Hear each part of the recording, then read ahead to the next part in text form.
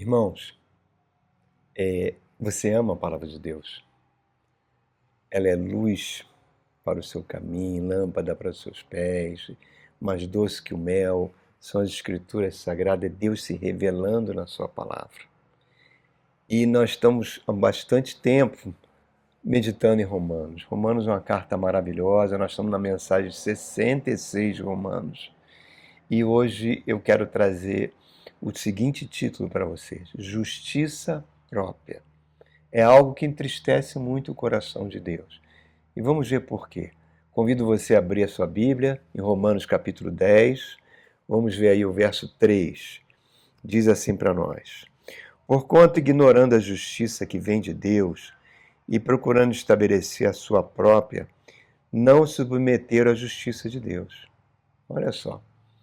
Que ignorou a justiça de Deus e se submeteu à sua própria justiça. Vamos entender a profundidade dessas palavras, irmãos. Olha só. Nós vimos nas últimas mensagens, nós falamos sobre o zelo correto, né?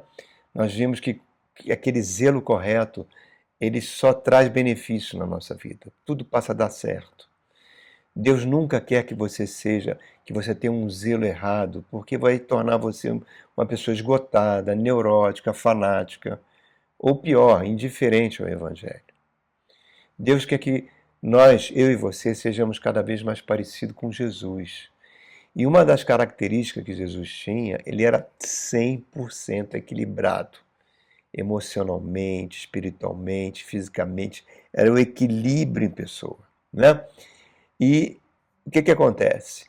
Nesse contexto que nós estamos estudando de Romanos, capítulo 9, capítulo 10, nós estamos vendo que o povo de Deus, na época, os judeus, eles se achavam muito zelosos de Deus, né? Achavam que o zelo deles era perfeito.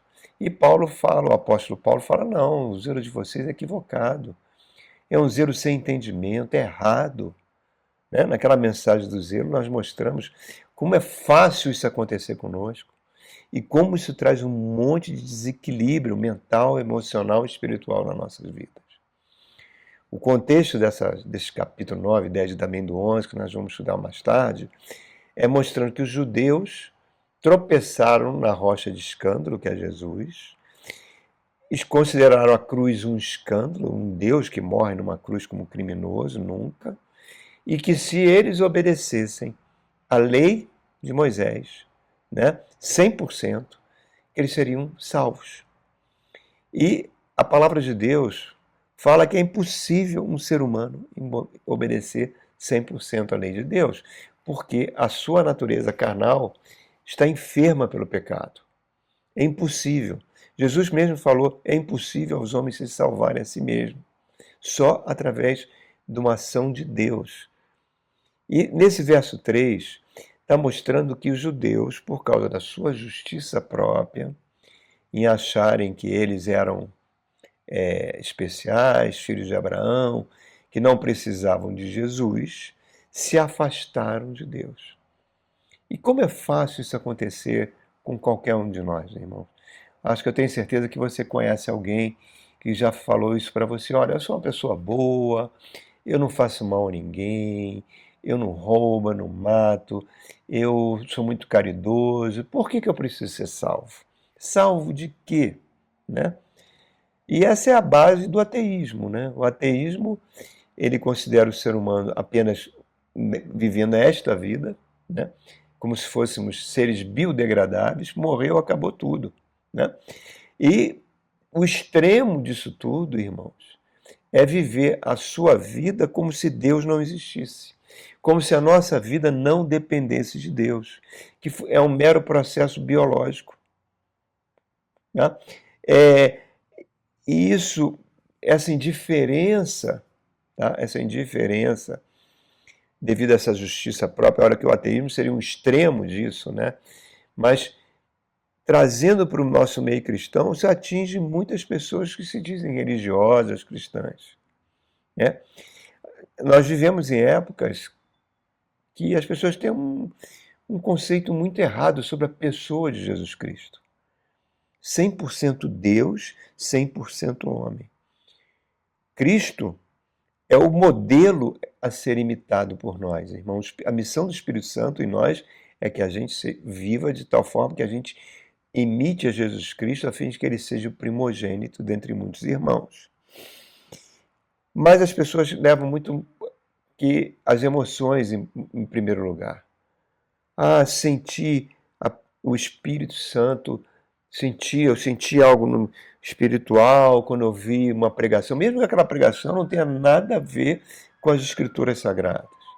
Não importa as heresias, não importa, para muitas pessoas não importa se o pregador é ortodoxo com a palavra de Deus, se ele segue à risca a palavra de Deus. O mais importante é que ele tenha fogo, que fogo caia do céu, que ele seja instrumento, e isso nós já temos falado aqui durante muito tempo, e o apóstolo Paulo já tinha advertido isso em Atos capítulo 20, que lobos devoradores destruiriam o rebanho, que pessoas ensinando falsos ensinos, tudo isso a Bíblia mostra para a gente. Que manipulações, falsas profecias, pessoas começam a basear a sua fé no emocional, a confundir vozes que recebe. Tem sonhos, acho que todos os sonhos vêm de Deus. Interpretam sonhos que não passam de meros sonhos, de mero processo biológico. Inclinações da sua própria natureza carnal, eles dizem que é Deus falando. E essas coisas é um extremo, irmãos, que a gente pode chamar de justiça própria. Justiça própria. Então não adianta, você pode ser devoto de qualquer religião, budista, judeu, muçulmano. Conheço muitos que têm suas religiões e são muito devotos dentro das suas práticas, né? Mas o grande perigo, irmãos, que não só as pessoas que estão fora do Evangelho, como as que estão dentro do Evangelho, é abandonar o padrão objetivo das Escrituras Sagradas e levar para o lado do sentimentalismo, do subjetivo. Eu tenho até dúvidas se hoje João Batista fosse visitar uma igreja, se ele seria permitido ele entrar e pregar no púlpito. Ele, o apóstolo Paulo, quiçá até o próprio Senhor Jesus, irmãos. Porque a coisa vem sendo deturpada de tal forma que a pessoa fica cada vez mais longe de saber o que é a verdade. E Jesus falou, eu sou a verdade e a verdade vos libertará. O apóstolo Paulo está quase que gritando aqui para os judeus, que se achavam um povo de Deus. Olha, vocês não estão salvos. Vocês não estão salvos. Se vocês não aceitarem a Cristo como Senhor e Salvador, vocês estão perdidos. Vocês não terão a vida eterna. Por quê? Porque vocês não conhecem a verdade. Vocês não conhecem o padrão objetivo do Evangelho. Nada pode ficar acima do Evangelho. O Novo Testamento ele coloca tudo em termos de verdade, irmãos. Tudo em termos de verdade. 1 Timóteo, capítulo 2, verso 3 a 5, diz que Deus quer que todos cresçam, conheçam a verdade. E a função da igreja é pregar e proclamar a verdade. A igreja não está aqui para pregar política, seus achismos, seus sentimentos. Não, todo o raciocínio da pregação cristã evangélica tem que estar embasado numa única tese, as Escrituras Sagradas. O apóstolo Paulo ele ficou perplexo com os Gálatas, lá no capítulo 1. Falava, olha só, vocês corriam tão bem, o que aconteceu com vocês? Vocês estão deixando agora as obras do Espírito e voltando para as obras da carne? Quem vos enfeitiçou?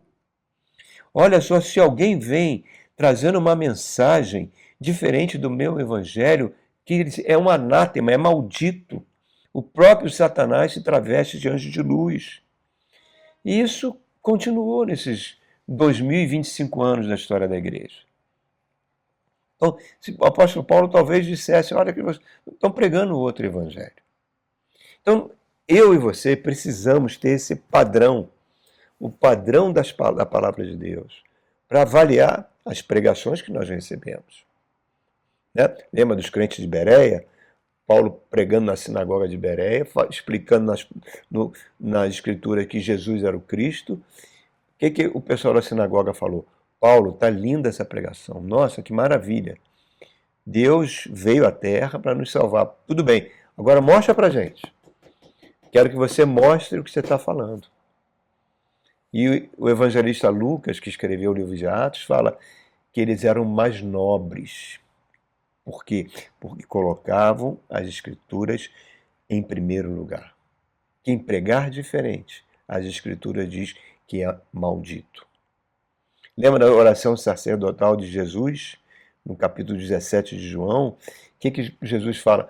Pai, santifica-os na verdade. Santifica-os na verdade. Somente a verdade do Evangelho pode libertar eu e você. Pode libertar um ser humano. Não é aquilo que eu sinto, ou que eu acho. Por que se você se alguém para mim e perguntasse, Wagner, qual a esperança que você tem sendo cristão? Qual a esperança? Eu dissesse, eu estou muito esperançoso, depois que eu conheci Jesus, eu me sinto muito melhor, mais alegre, mais equilibrado, maravilhoso. Eu não sei definir muito bem, mas eu estou esperançoso, eu estou equilibrado, eu estou mais lúcido. Digamos que eu te falasse isso para você e do seu lado tivesse o apóstolo Pedro. O apóstolo Pedro ia virar para mim e ia falar, Wagner, esse seu testemunho não serve para nada. Para nada. Não vai ajudar em nada essa pessoa. Porque em 1 de Pedro, capítulo 3, verso 15, diz que nós temos que estar prontos para responder qual a razão da esperança que há em nós. Jesus é a esperança da glória. Então, eu tenho que dar um padrão objetivo. O objetivo é o Evangelho. Cristo morreu, ressuscitou, está à direita de Deus Pai, onde vai viver para sempre, reinará para sempre, voltará e implantará o reino de Deus nesse planeta que será completamente destruído. Teremos novos céus, novas terras e habitaremos para sempre com Ele e seremos como Ele é. Cristo em mim é a esperança da glória. Isso é o Evangelho. Eu não preciso de conhecimento teológico para falar isso, irmãos. E ninguém tem todo o conhecimento teológico para contrariar isso e nunca terá. O Evangelho não são regras legalistas. O Espírito Santo, quando trabalha em nós, ele vai nos transformando, ele vai mudando o nosso linguajar, vai tirando os maus hábitos nossos, vai mudando os nossos gostos. É um processo de santificação. É algo maravilhoso, irmãos. Então, quando ele fala aqui no verso 3, os judeus estão falando, quando ele está explicando o que aconteceu com os judeus, quando ele fala, porquanto, ignorando a justiça que vem de Deus e procurando estabelecer a sua própria, não se submeter à justiça de Deus. Ele fala com amor. Ele está explicando com amor. Não importa as experiências ou a vivência que os judeus tiveram, ou que eu e você tenhamos. Homens e mulheres só vão ser salvos se chegarem ao pleno conhecimento da verdade, que é Jesus Cristo. Os judeus têm um conhecimento parcial, mas ignoravam a verdadeira verdade que estava diante deles. O Messias estava diante deles e eles pediram a sua crucificação. Então o conhecimento deles era parcial e vicioso. E um conhecimento parcial e vicioso, ele é imperfeito. E se ele é imperfeito, ele é assentado na mentira. E o pai da mentira é o diabo. Essa é a grande coisa, irmãos. 1 Timóteo, capítulo 1, o apóstolo Paulo, que era fariseu, fanático, né, que tinha como propósito destruir a igreja, ele fala, eu era blasfemo por ignorância. Ele está dizendo agora para nós, ele clama a Deus em várias passagens, Senhor, nos livra dessa tendência perigosa e terrível de menosprezar o verdadeiro conhecimento que vem das Escrituras Sagradas, o Evangelho. Aí ele fala, mesmo que eu dê meus bens aos pobres, mesmo que eu entregue meu próprio corpo para ser queimado, se eu não tiver o amor à verdade, o verdadeiro amor, tá? O verdadeiro amor que o Espírito Santo implanta, não vai me servir de nada. Um amor, eu faço muita caridade, eu ajudo os pobres, em suma, eu tenho um coração generoso. Tá, isso é bonito, irmão, mas não é a verdade. Isso não é a verdade, não é o amor verdadeiro. Que o amor de Deus é pautado na verdade. E se você se pauta nisso, é algo relaxado. Desculpe falar isso. É uma traição e uma negação da verdade de Deus. Não é uma vida virtuosa e nem são as boas obras que fazem eu e você sermos cristãos. As boas obras são consequências de sermos cristãos, de nascermos de novo, de entregarmos a nossa vida para Jesus Cristo. O que é a fé? A fé é uma submissão a Deus. Não é mais a minha vontade que conta, é a vontade de Deus que conta na minha vida. A minha vida está nas mãos do meu Pai, do nosso Deus, do Pai e Senhor do nosso Senhor Jesus Cristo. Nosso Deus é um ato de submissão a Deus.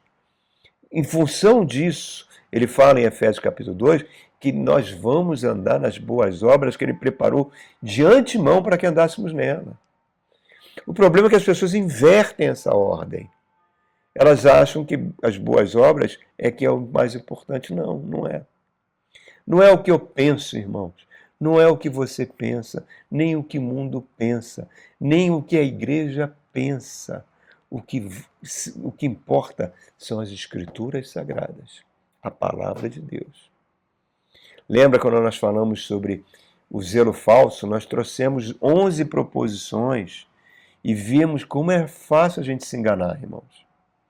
Por quê? Porque a gente desconhece a ação do pecado em nós. O pecado é uma força terrível. E a gente não consegue cumprir a lei de Deus, e nem consegue imitar Jesus Cristo, porque o pecado impede. Eu preciso de Jesus. Essa radiografia do ser humano, quando Paulo fala isso, sabe para quem? Para o governador romano da Judéia, Festo, quando ele explica o Evangelho e a importância de entregarmos a vida a Jesus Cristo, Festo fala: Paulo, você está maluco? As muitas letras te fazem delirar. Não, não estou louco não, Festo. Ó, excelentíssimo Festo, não estou. Eu queria que vocês fossem igual a mim, exceto por essas correntes que estão me prendendo aqui. Nós precisamos ter esse entendimento, irmãos. Porque sabe o que é isso? Quando a gente começa a colocar os nossos achismos, quando a gente começa a achar que nós somos pessoas muito boas, né? Eu tive um chefe uma vez, muito tempo atrás, ele chegou para mim e falou assim: Wagner, eu sou uma pessoa muito boa. E eu, eu faço muita bondade, carinhosa, eu sou um cara bom. E eu estava cheio né? Eu tinha acabado de entregar a vida a Jesus, estava ali com aquele fogo. Eu falei: não, mas, querido, a Bíblia diz que não existe ninguém bom, cara. Só existe um bom, que é Deus. O próprio Jesus, quando chamaram ele de bom, ele falou: só existe um bom, que é Deus. Ele ficou com muita raiva de mim. Bem, talvez tenha faltado sabedoria da minha parte, né? Não tem que ficar falando nada disso para ninguém. Mas o que acontece, isso é chamado de justiça própria. E Deus abomina isso no ser humano. Essa se achar que é autossuficiente, que não precisa de Deus, não precisa do Evangelho. Isaías 64 diz que a nossa justiça é um trapo de imundície, irmãos. É algo abominável diante de Deus. As nossas melhores boas obras, se não forem feitas por meio do Espírito Santo agindo em nós, elas são impuras, corrompidas e indignas. Que termo forte que eu estou usando aqui, irmãos. Quem fala que é uma pessoa boa, que eu sou uma pessoa que não faço mal a ninguém e tal, essa pessoa está completamente equivocada sobre o que é o Evangelho. O Evangelho, Jesus fala naquela parábola do pecador e do fariseu, que ambos vão ao templo orar. O fariseu bate no peito, diz que ele é santo, que ele é dizimista, que ele jejua várias vezes por ano, bastava jejuar uma única vez, a lei falava uma única vez, e apontou o dedo para o publicano e falou: "Eu não sou como esse corrupto, esse bandido, esse ladrão que está aqui." E o publicano, consciente do seu pecado, consciente do que ele era, não ousava nem levantar os olhos ao céu, batia no peito e falava: "Senhor, tenha misericórdia de mim, eu sou pecador." E Jesus falou: esse foi justificado diante de Deus. O que se achava santo, bom, perfeito, não. Então, irmãos, o cristianismo não é justiça própria. A tragédia do mundo atual é declarada pelo próprio Jesus. Jesus chegou para os judeus, que se achavam um povo de Deus, filhos de Abraão, e falou: ladrões e prostitutas vão entrar no reino de Deus antes de vocês. As pessoas que você considera abomináveis vão entrar no reino de Deus antes de vocês. Sabe por quê? Porque elas estão crendo na mensagem do Evangelho. Elas estão entregando a sua vida a Deus. Elas vão entrar no reino de Deus antes de você. Sabe por quê? Porque elas entendem que não são dignos de nada. Que Deus já está recebendo por 100% pela graça. É por intermédio da graça. Pela graça sois salvos, mediante a fé. E isso não vem de vós, é um dom, um presente de Deus. Então, sabe por que essas pessoas têm essa facilidade de aceitar o Evangelho? Porque a vida já massacrou elas muito. Já colocou elas lá embaixo. Então, elas entendem que esse presente de Deus tem que ser agarrado com toda a força. A Bíblia toda aponta para que a nossa justiça só tem uma, ela deriva de Jesus Cristo. Ele é o justo. É Ele que nos justifica. Se você pegar lá o Pentateuco, né, a Torá, pegar as declarações dos profetas bíblicos, pegar o livro de Salmos, o livro de Provérbios, tudo aponta para a vinda do libertador. A morte na cruz foi a abertura do portão da graça. Ao mesmo tempo, é uma pedra de tropeço. Não só para judeus, não, irmãos. Para todos aqueles que acham que não precisam de Deus. Ou que Deus não existe, ou que é muito bonzinho, sou muito legal. A cruz nos humilha, irmão. Nos humilha porque constatamos que não tem nada de bom dentro de nós. Se tem alguma coisa de bom, é porque o Espírito Santo está vindo e está nos transformando. Na realidade, quando Adão pecou, quando a humanidade pecou, virou uma massa falida. E Deus teve que intervir, escolhendo alguns para serem vasos misericordiosos, da sua misericórdia. Deus já providenciou, irmãos, tudo para a nossa salvação. Está aí. Está aí. O Evangelho está sendo pregado. Jesus está de mãos abertas. Basta apenas que você entregue sua vida a Jesus. Por isso que ele falou: bem-aventurados humildes de espírito, porque deles é o reino de Deus. É hoje, meu irmão. É hoje. Deus está te chamando. Você pode morrer a qualquer momento. Pode chegar um telegrama do céu dizendo: acabou o teu tempo na terra. Todo o teu dinheiro, todos os teus bens, vai ficar tudo aqui. E você vai comparecer diante do tribunal de Deus. Todos nós vamos comparecer. E a Bíblia fala: aquele que não crê no unigênito do Pai já está condenado. Que isso não aconteça conosco, irmãos. Que você entregue a sua vida para Jesus Cristo hoje. Aí, se essa palavra está chegando aí para você, eu queria terminar com uma oração.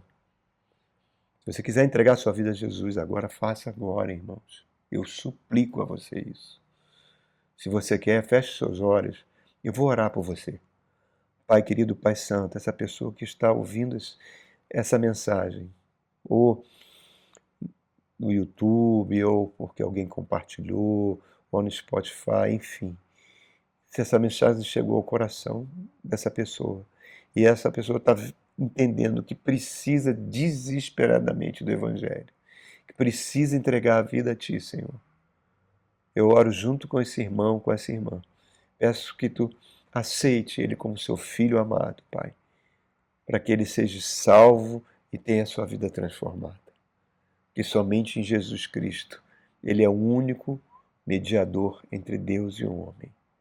Ele é o autor e consumador da nossa fé. Ele é aquele que era, que é e será para sempre, o Alfa e o Ômega. Jesus, Jesus, por favor, pegue essa pessoa e traga a salvação para ela. É o que te peço, Senhor, no seu santo nome. Amém. Falou, irmãos? Como é bom isso. Como é bom, como é bom, como é bom. Até o nosso próximo encontro.